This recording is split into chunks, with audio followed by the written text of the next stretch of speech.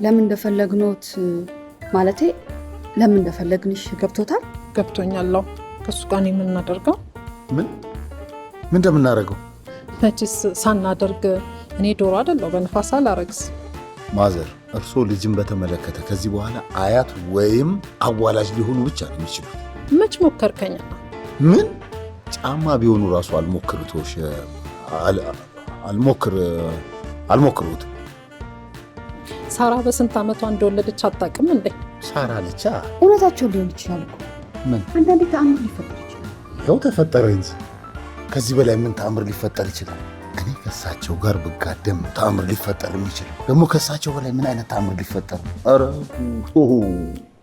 ማዘር እርሶ አይደለም ቁንጮ አይቆረጥም እዚህ ጋር